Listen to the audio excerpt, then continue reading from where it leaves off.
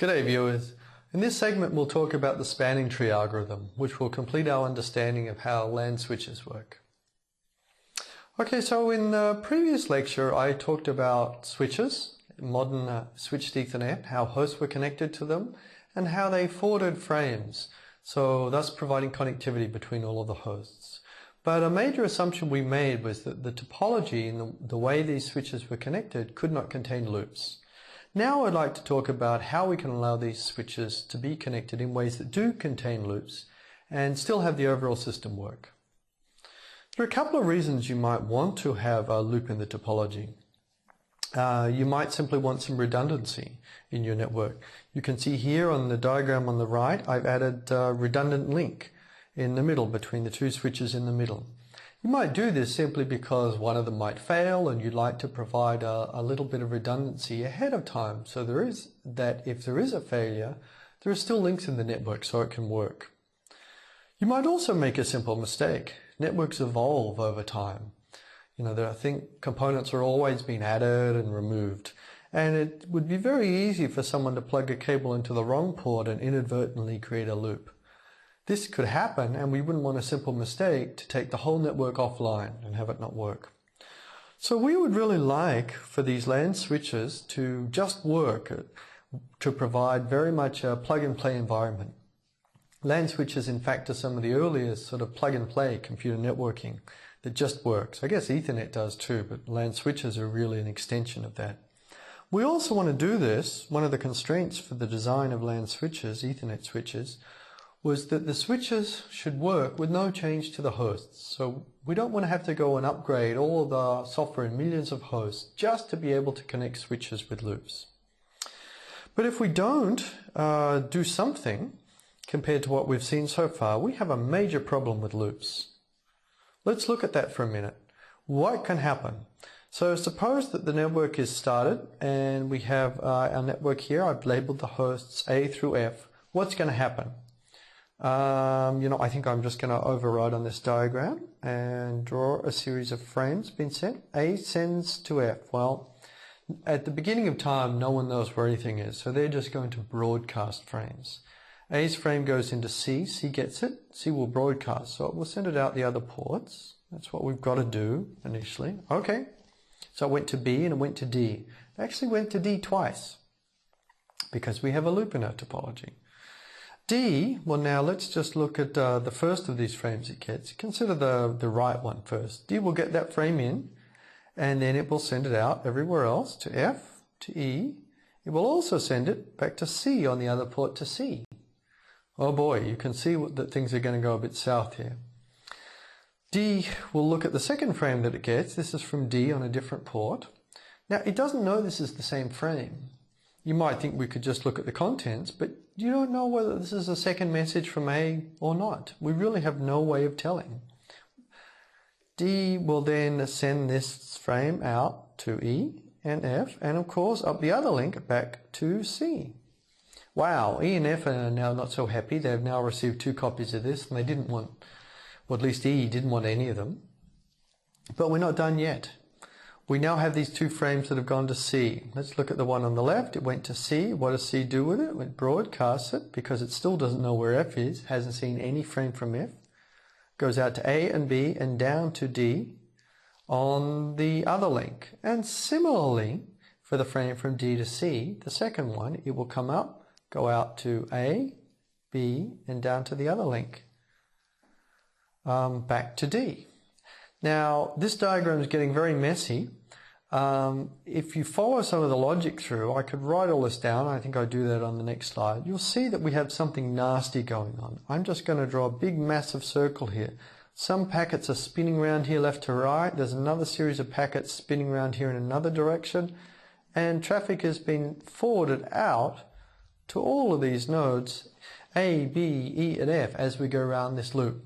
So we have a storm here in the network. One packet was sent in by A. It never ends. Traffic keeps going around the network and fresh copies of packets have been delivered to all hosts on the edge. This is really nasty. Wow, so here is just the beginning of that logic spelled out for you a little more in terms of who sends where so you can follow it through.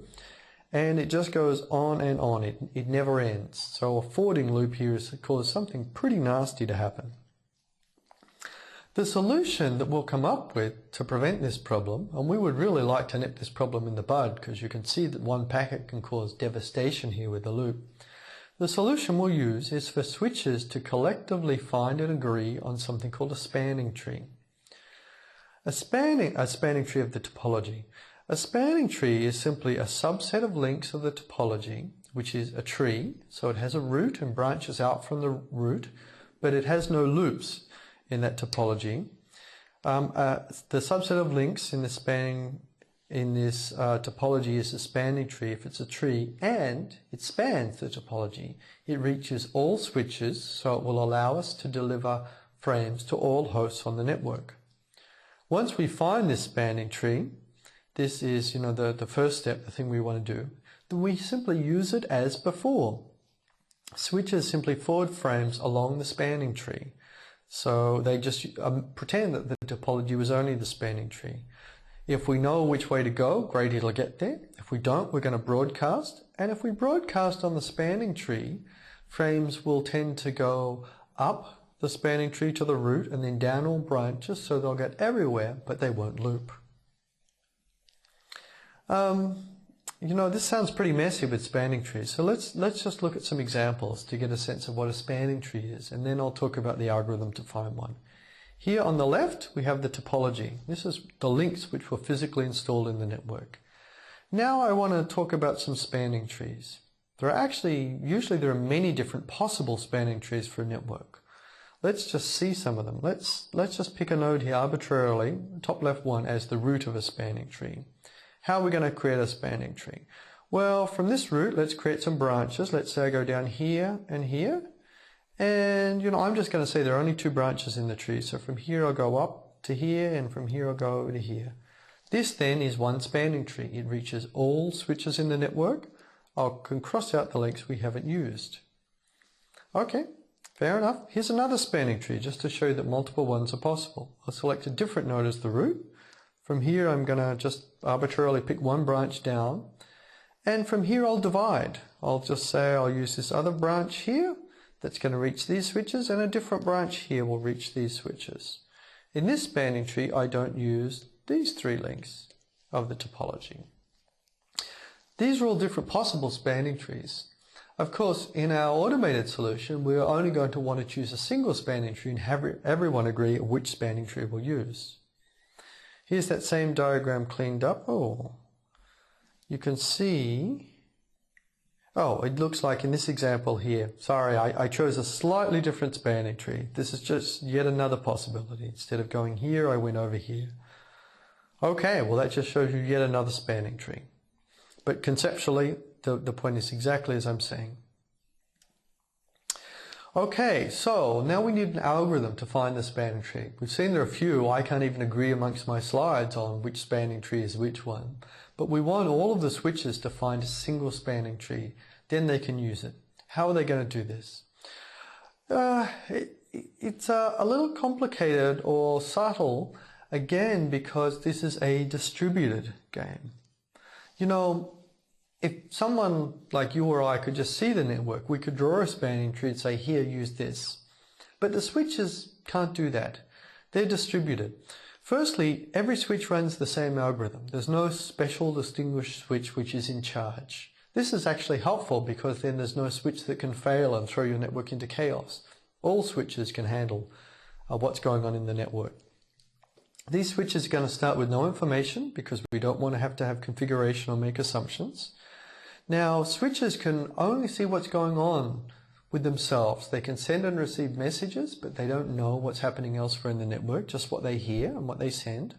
In fact, all of the switches are not only doing this, but they're operating in parallel because they have no way to otherwise coordinate their actions with other switches. As they operate in parallel and send messages, we want these switches to continually search for the best solution. If we do this, we will end up, if we can solve this problem, I haven't told you how to yet, we will end up with a highly robust solution. It will work for any topology with no configuration because we assume that we start with no information and have no special switches or position in the network.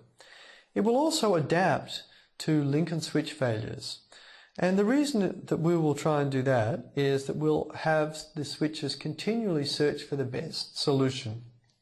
And we'll have them throw out information about nodes that's not repeated over time. So if there's really old information about a switch that you haven't heard from for half a day, you'll eventually forget that and find the best solution in the network that you believe exists now. And that way, if some component fails, you'll converge to another spanning tree which uses the nodes that are in the network and cut over maybe from a failed link to another redundant link. I'm getting a little bit ahead of myself. Let's work through some examples to see this spanning tree algorithm, because if you haven't seen algorithms like this, there's a lot to it. Don't worry, we'll work through an example.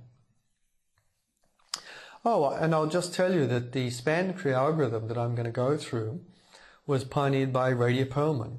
She's shown here, you can see a picture. She did much of the early work on different kinds of spanning tree and early routing protocols in the internet.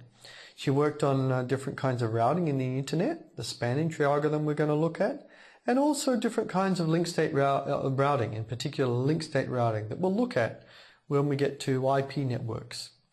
Nowadays she works on network security. But what we need to go through now is the spanning tree algorithm. Here is an outline for that algorithm. These are the steps that will happen. First of all, to come up with a particular spanning tree, we need to elect a root. The root could be any node, that's possible. They just need to agree on who it is. So we're going to let the switch with the lowest address be the root. So switches can use their addresses to look and send messages and agree on who's the root. When we have the root, we are going to grow the tree from the root using the shortest distance from the root as a way to decide what branches are on the tree. If we have ties, because from one particular switch you could get to the root by two different paths of equal length, we will again use the lowest address as a tiebreaker to decide which branches are on the spanning tree. And when we have the spanning tree, we'll then simply turn off any of the links, the ports, which don't forward onto the spanning tree, and we can then use the spanning tree to forward using a learning algorithm. Now, actually, one thing that's slightly complicated is that steps 1 and 2 happen in parallel. There's no phase 1 and then phase 2. This kind of logic is interleaved. Whereas once things have stabilized, then we proceed with turning the ports off and using the tree for forwarding. Okay, now in a little more detail, I've said what these nodes want to do. Find the lowest node, grow a tree out from that node. But they do that by sending messages. So here's a few more details on the messages they send. Initially, each switch is going to believe that it's the root of the tree in its messages. And every switch is then going to follow this same behavior. Every switch will send periodic updates to its neighbors. These updates will contain its address, the address of the root, and the distance in hops to the root. So an example is shown below here. Here's switch C. It's sending out a message. It might say to its neighbor, "Hi, I'm switch C. You know, I've heard that there's this great root of the network called A, and it's 2 hops away from me." We will abbreviate that message as CA2 when I write down what happens, or the state of a switch. Now, all different switches are going to get messages from their neighbors, and they're going to process them. When they hear different messages, switches are going to update their configuration, and they will favor ports which reach better routes, lower cost routes with shorter distances, again using lowest addresses as a tiebreaker. And it's quite amazing really that if all switches follow this simple process, this rule, this 1-2 punch rule, and update, the network as a whole will converge to a single shared spanning tree. Wow! Okay, let's see how that could happen.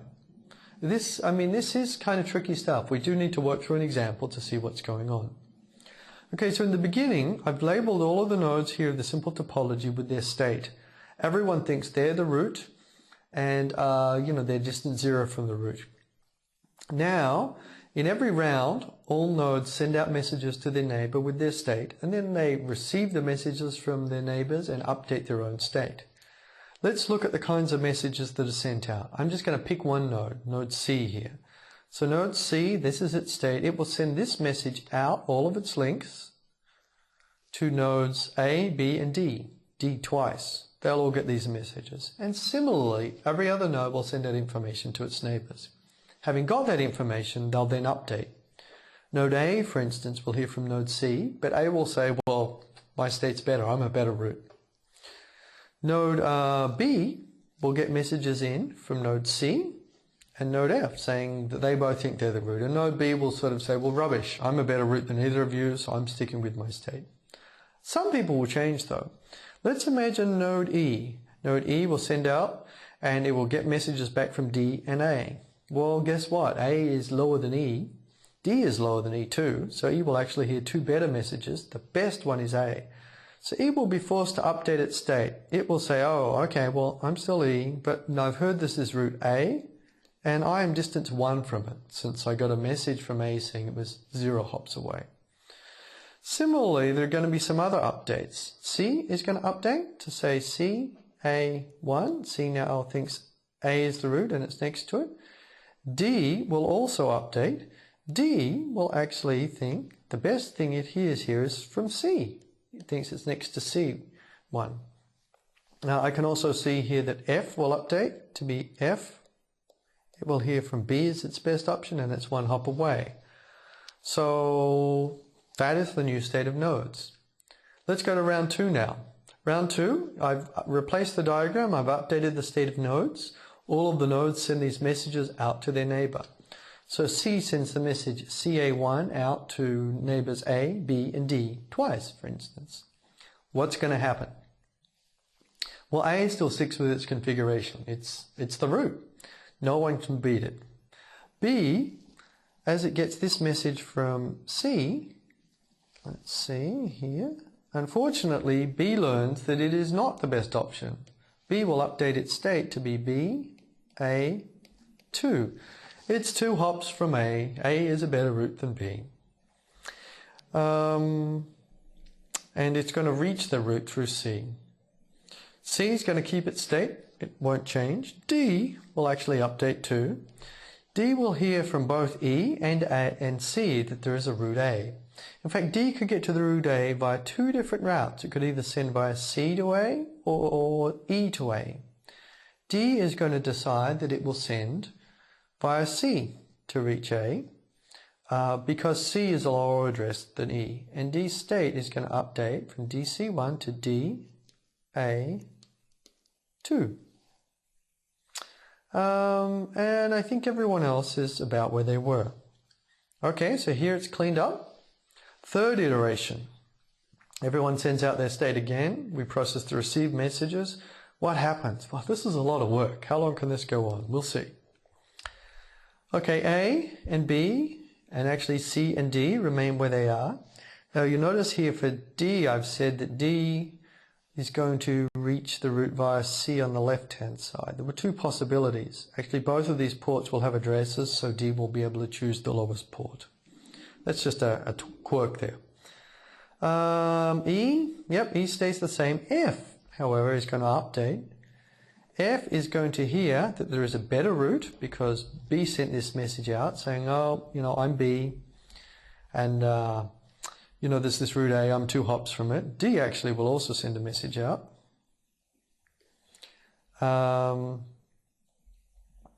And F will update its state to be F, A, 3. Okay. Well, I think we've finished now. Let's see.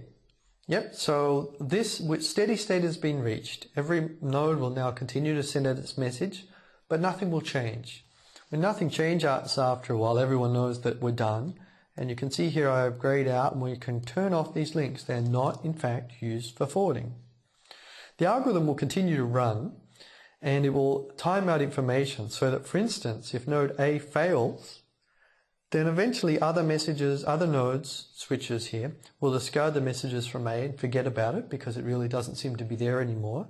B will become the new route, and that new spanning tree for B will be computed and then used. We can see how the spanning tree is used. Forwarding proceeds just as usual according to the backwards algorithm, the backwards learning algorithm. So let's see that the network's just been turned on. D wants to send to F. What's going to happen? Okay, well, now since no one knows where anyone is, everyone will broadcast and forward out all ports. We're only going to use ports on the spanning tree though. That was our restriction. So D sends to C, C sends to A and B, A sends down to E, B sends down to F. Got it, we've reached F. Now, when F sends back to D, we're going to proceed along the reverse path because now this switch F knows that you get to D through here, and A knows that D is down here, and C knows that D is down here. We're more efficient sending back from F to D in that we did not broadcast over our spanning tree, so we didn't reach all switches on the network. Nonetheless, you might have noticed that we didn't really use the best route. There was a link here between D and F, but our spanning tree didn't include it, so we didn't get to use it. This should give you a hint that we can do better than the spanning tree. And we'll see how when we get to the network layer and think more about routing, we can come up with better algorithms. Nonetheless, the spanning tree algorithm works well in that no hosts were changed, yet we've solved this problem. It's completely plug and play and we can handle any topology. This slide cleans things up. Just shows you some of the transmissions in different colors. I don't know why. I think I see one error here. There are two errors here. I'm just going to cross one off. There should only be one. A will only send to E once. I've written down just the transitions here so that you can see them. So the forwarding, so that you can see it. And if you're sort of wondering how you would remember all of this, here's a poem, an algorithm that Radia put together. She came up with the spanning tree when she was at DEC, and while it initially seemed like a very difficult task, it proved to be easier than she thought when she worked out how to think about it.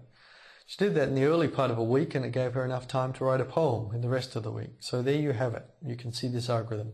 And now you know how LAN switches work.